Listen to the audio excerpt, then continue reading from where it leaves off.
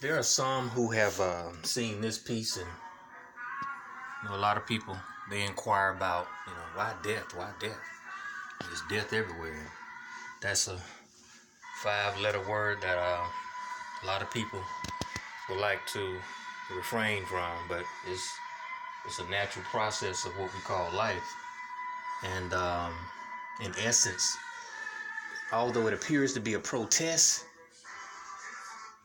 I look at this as like pro-death, and I call it pro-death because if you have to go out and protest about something, then perhaps what you're protesting about is being put to death. I mean, death to immigration. I mean, death to the ballot. People continuously casting ballots, but that they cast on or about seems to, carry no merit.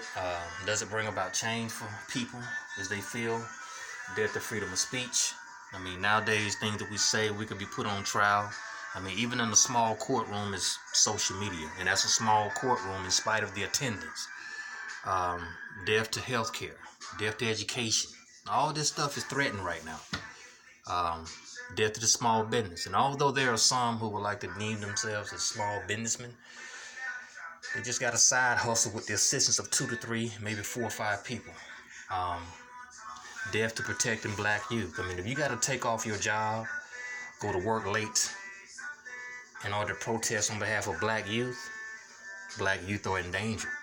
If you as a mixed group of people across the board, got to take off your job, got to leave school early, got to get to school late, get to your job late to protest in regards to maintaining power as a people, it's being put to death. So, I mean, it is what it is. This piece, pardon us, I can relate to that in the sense that, having served 12 and a half years, at one point I had approximately 21 applications circulating before I got my first job. And every ex-felon, every parolee is shooting for a pardon. That's the objective. Hoping that we get back into that right standing with society. And sometimes it's difficult. So it's not about like just pardon us as just excuse me, but like pardon us is give us a chance because there's some of us out here who have not re-engaged ourselves with criminal activity. I mean, I've seen guys who, let's say, went to prison for a violent crime. They get out, can't find a job, they start hustling, they start stealing. I've seen guys, a few guys, end up in prison for drug-related offenses, numerous drug-related offenses. And what happens is they get out and they have become so courageous with going into prison, getting out, going back and forth, that I've seen some commit violent crimes. But you have some of us that in spite of what we went to prison for, changing your criminal strategy is not going to change the results. It's going to bring about immediate death, or one will be caught up in the recidivism rate. So that's what the pardon us mean. Not just to give an individual pardon, but give me not just a parole. Give me not just a pardon, but give me an opportunity to come out here and be a part of this U.S., society. And I am still a man. That's the only thing I dubbed from something that already, exists. I am still a man. And that piece can, it speaks volumes to a lot of people. Yeah.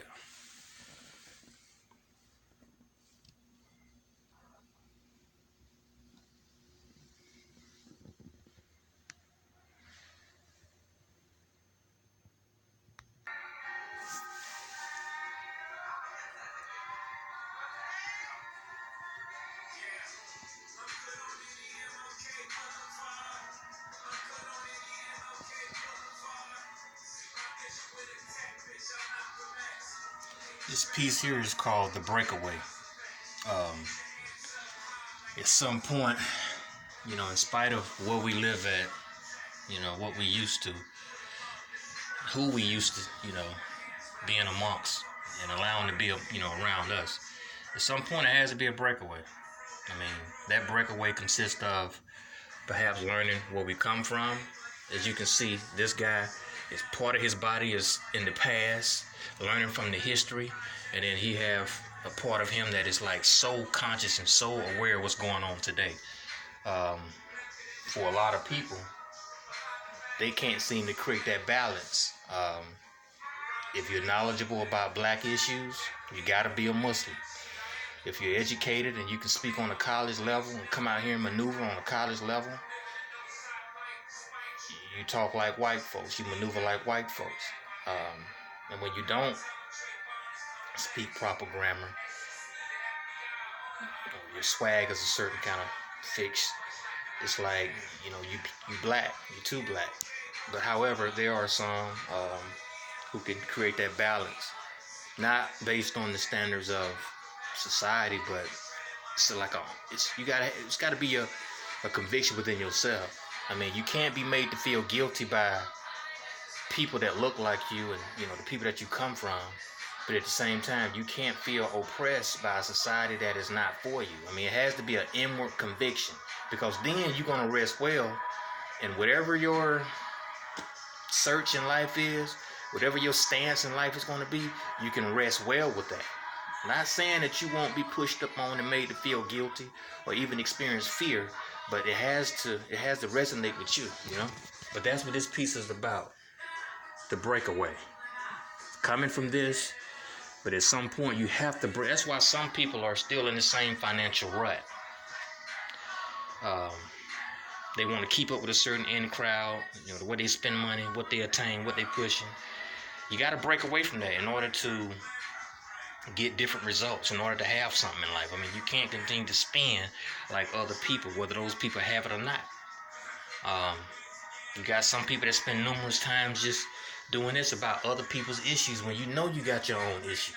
Your family is not even intact, yet you got your mouth on somebody else. So whatever your breakaway, religiously, you got some people they still hoping. Sometimes it has to be a breakaway. You have to break away, but just in this sense, all these cats want to talk about is fashion, perhaps sex. That may come up in the conversation. The latest victim in their neighborhood, who made the red carpet, what they wore, who's pushing what. But it has to be a breakaway, and that's what this individual represents. Yeah.